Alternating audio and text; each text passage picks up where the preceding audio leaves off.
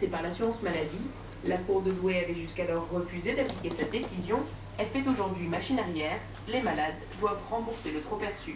Ça concernera malheureusement 300 victimes sur l'ensemble de la Cour d'appel de Douai qui auront des sommes importantes à rembourser.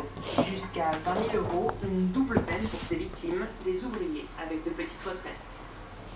En Thaïlande, les inondations qui ravagent le pays depuis plusieurs mois ont gagné hier Bangkok, la capitale, et ce malgré les efforts du gouvernement thaïlandais. Des dizaines de milliers de personnes ont fui les villes à bord de camions militaires ou de barques.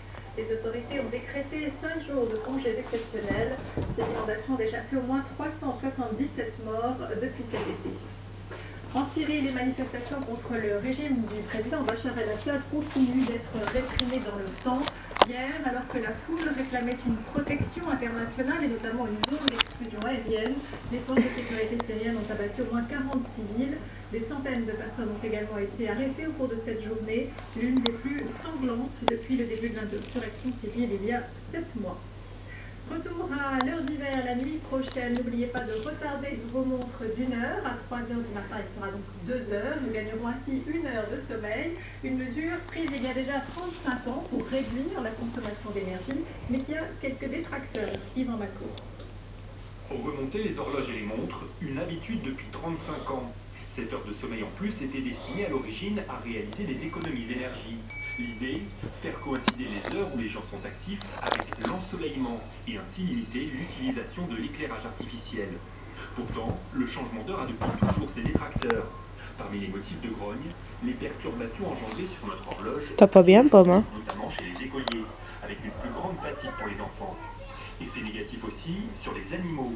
Selon les éleveurs, ces changements stresseraient leurs vaches. Conséquence, une baisse de la production de lait en quantité et en qualité. Le dernier argument est encore plus étonnant, il est météorologique. Une étude de Météo France montre que les brouillards sont plus fréquents aux heures de pointe au printemps parce que l'heure a été avancée fin mars. Conséquence, des bouchons sur les routes, donc plus d'essence consommée. L'effet exactement inverse des économies d'énergie souhaitées.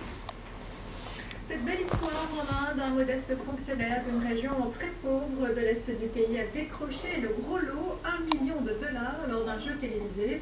Une réalité qui rappelle le célèbre film Slumdog Millionnaire, oscarisé en 2008. Et puis, levé de rideau Bolchoï à Moscou après 6 ans de travaux qui ont redonné à ce théâtre russe son lustre impérial. De nombreux invités étaient présents, dont l'actrice italienne Monica Bellucci. Le président Dmitri Medvedev a rendu hommage à ce qui est pour lui l'une des plus grandes images de marque du pays. Une rénovation qui a coûté près de 500 millions d'euros et marquée par des scandales de corruption.